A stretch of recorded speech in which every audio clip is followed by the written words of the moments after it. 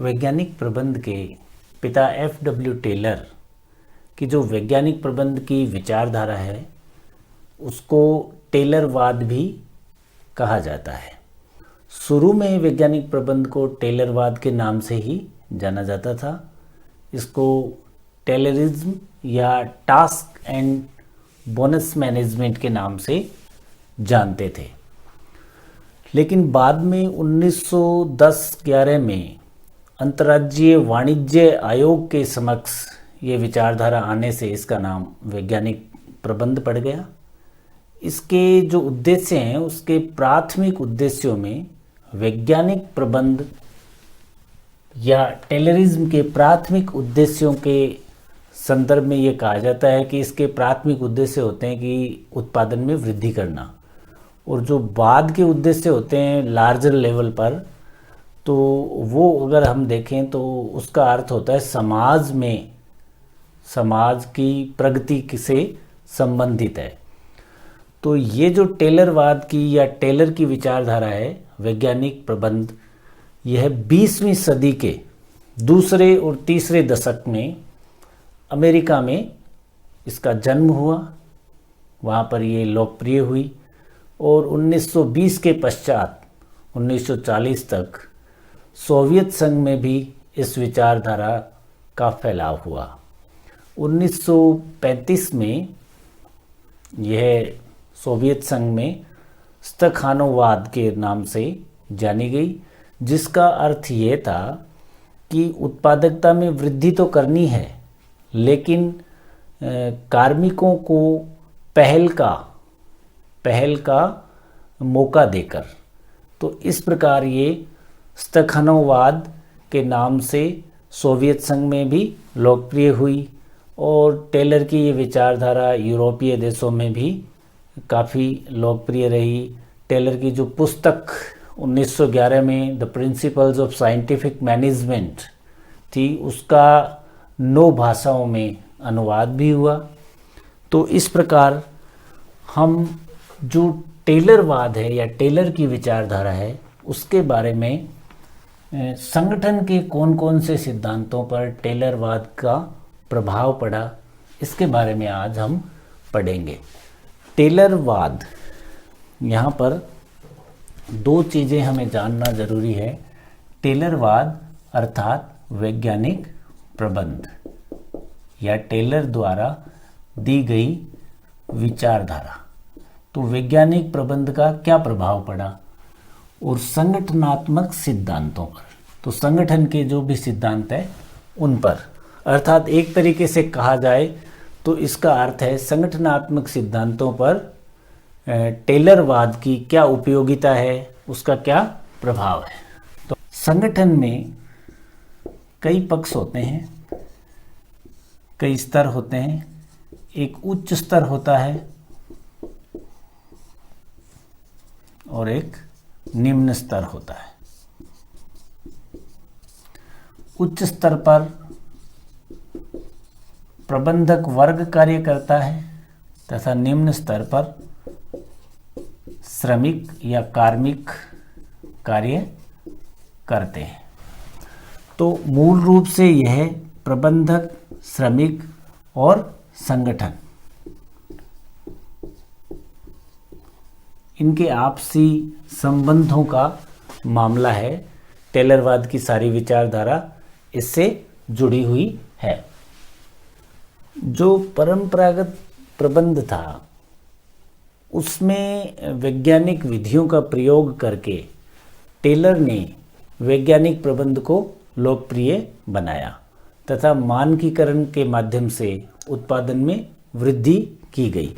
तो संगठन में प्रबंधक श्रमिकों के संबंधों में कैसे बदलाव आया, नियोजन और कार्यान्वयन के स्तर का क्या हुआ, इन सब बातों को हम देखते हैं नियोजन और क्रियान्वयन के स्तर का।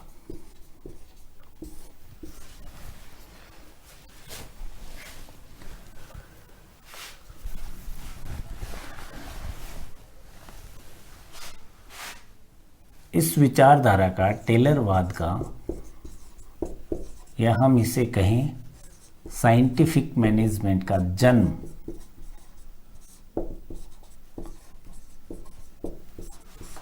यूएसए में हुआ। यूएसए में टेलर की the principle of scientific management नामक पुस्तक बड़ी फेमस हुई। उसके पश्चात 1920 से 1940 की अवधि में सोवियत संघ में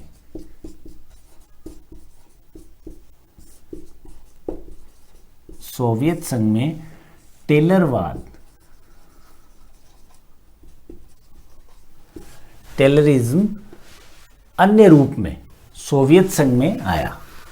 सोवियत संघ में इसे स्ताखनोवाद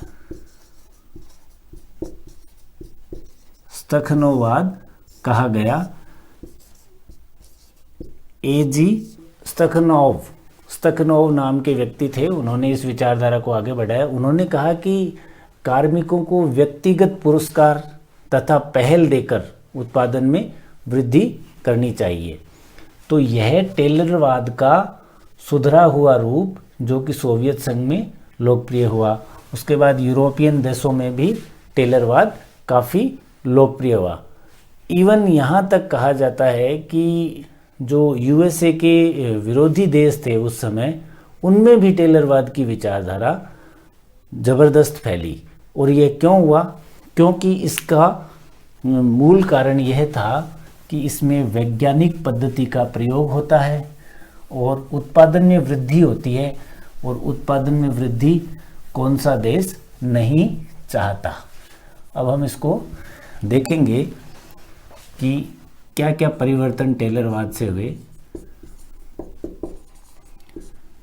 टेलरवाद ने प्रबंध को वैज्ञानिक आधार प्रदान किया।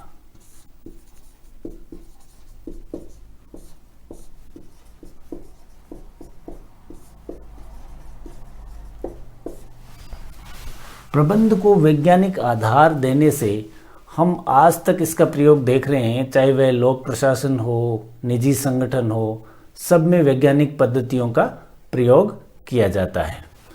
तो प्रबंध को वैज्ञानिक आधार देने में टेलरवाद का प्रभाव था। दूसरा, मानसिक क्रांति के माध्यम से प्रबंधक तथा श्रमिक, और हम इसमें संगठन भी जोड़ सकते हैं, प्रबंधक श्रमिक दोनों वर्गों को लाभ हुआ। दोहरे लाभ की स्थिति में यह पहुंचा। संगठन में उत्पादन में वृद्धि हुई। तो यह भी टेलरवाद का प्रभाव था। प्रबंध तथा औद्योगिक विकास के क्षेत्र में, प्रबंध और औद्योगिक विकास के क्षेत्र में टेलरवाद काफ़ी फेमस हुआ और इसने औद्योगिक विकास को नए आयाम दिए और इससे यह लोकप्रिय भी हुआ। जो प्रबंध में जो संबंध होते हैं, जो संबंध हैं प्रबंधकों तथा श्रमिकों के मध्य,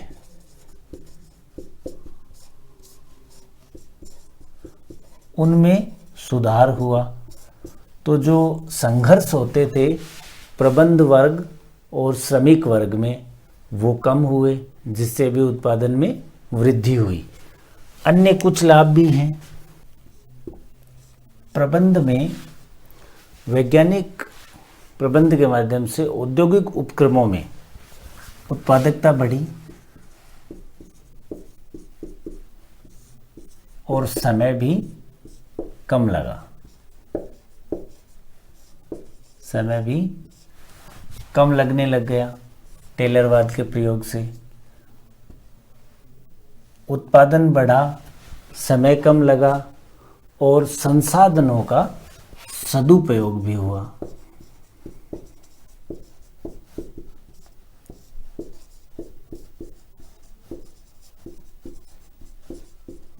संसाधनों का सदुपयोग जो आज का मैनेजमेंट है उसकी भी प्रमुख विशेषता है कि अगर कम से कम संसाधन में अधिक से अधिक हमें कार्यकुशलता के साथ उत्पादन में वृद्धि होती है तो वह श्रेष्ठ माना जाता है। इसके साथ साथ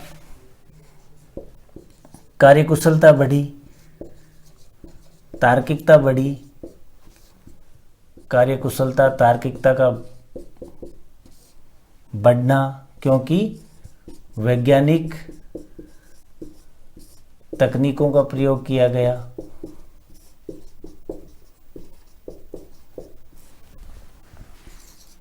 मानकीकरण हुआ।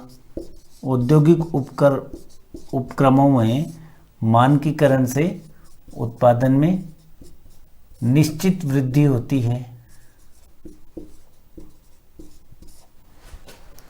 नियोजन तथा क्रियान्वयन को अलग अलग रखा गया, जिससे क्रियान्वयन को अलग रखा जिससे विशेषज्ञता के सिद्धांत को बल मिला।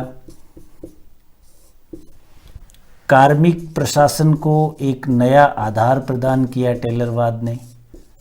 कार्मिक प्रशासन को मजबूती दी।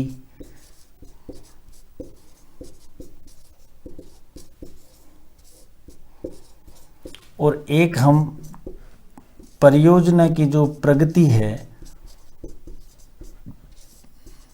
उसको मापने में भी